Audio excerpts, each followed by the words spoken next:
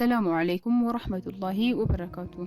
በዛሬው ቪዲዮአችን የረሱልን የዳዕዋ ደረጃዎች የምናይ ይሆናል። አብራችሁን ቆዩ። ቪዲዮ ተደራሽ እንዲሆን ላይክ እና ሼር ያድርጉ። ለቻናሉ አዲስ ከሆናችሁ ሰብስክራይብ በማድረግ የደወል ምልክቱን መጫን አይዘንጉ። የረሱልን የዳዕዋ ጥሪ በሶስት ከፍለን ማየት እንችላለን።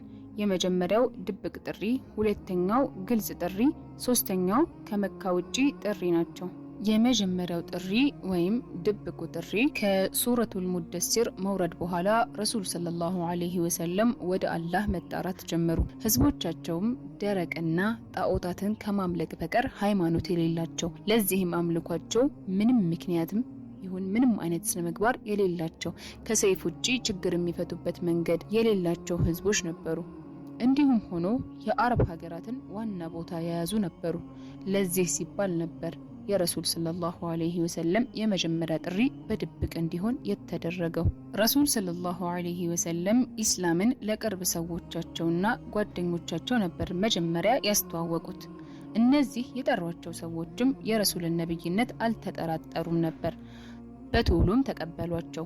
ከነዚህም ውስጥ ኸዲጃ ቢንት ኹወይሊድ፣ አቡበከር ስዲቅ፣ አገልጋያቸው ዘይድ ቢን ሐሪስ እንዲሁም የአጎታቸው ልጅ አሊ ቢን አቢ ጣሊብ ነበሩ።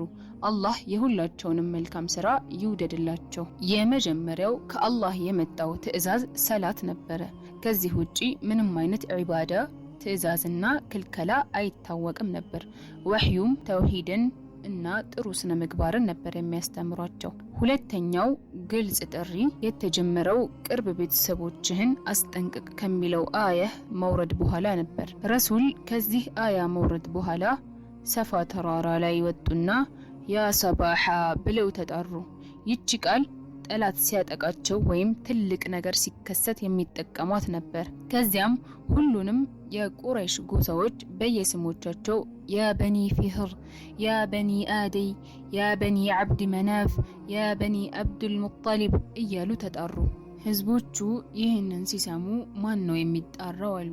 ሰዎቹም ሙሐመድ ነው ሲሏቸው ወደሱ እየተጣደፉ ሄዱ። መውጣት ያልቻለ ሰው እንኳ ሰው ይልክ ጀመር።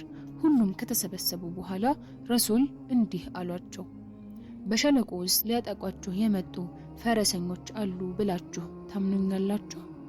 ህዝቦቹም አዎ እናምናለን፣ ባንተ ላይ እውነት እንጂ ውሸት አላገኘንብህም አሏቸው። ረሱልም እኔ ከብርቱ ቅጣት አስጠንቃቂያችሁ ነኝ።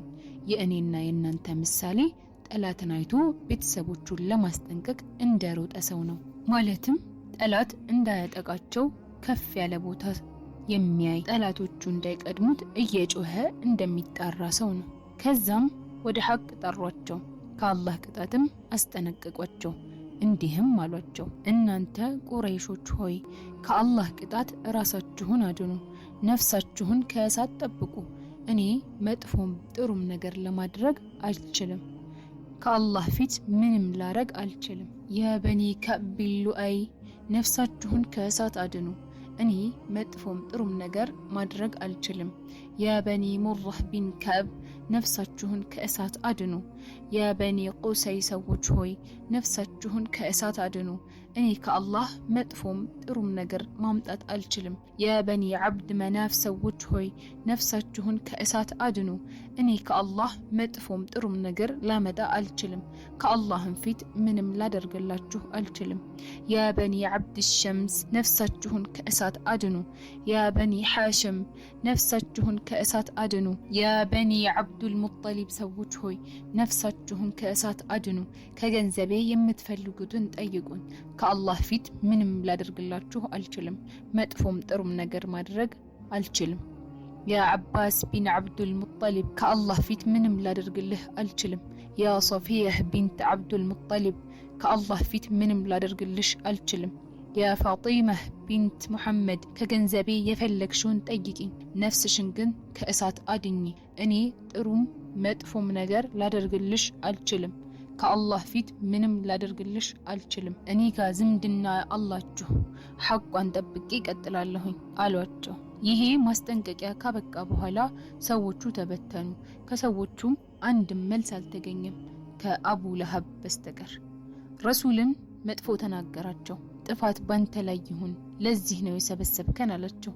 ከዛም ሱረቱል መሰድ ወረደ። ይህ ድምጽ በመካ በሙሉ ጉርምርምታን ፈጠረ። ከዛም የታዘዝከውን ፈጽም ከአጋሪዎችም ራቅ ሚለው አያ ወረደ። ረሱል በግልጽ መጣራት ጀመሩ። ሙሽሪኮች በሚሰበሰቡበት ቦታ የገበያ ቦታ ላይ የአላህን መጽሐፍ ያነቡላቸው ጀመር። አላህን ፊት ለፊታቸው ማምለክ ጀመሩ። ረሱል ሰለላሁ ዐለይሂ ወሰለም ቀን ላይ ከአባ ጋር ይሰግዱ ጀመር። በሚቀጥለው ክፍል እስከምንገናኝ ድረስ ወሰላሙ ዐለይኩም ወረህመቱላሂ ወበረካቱ።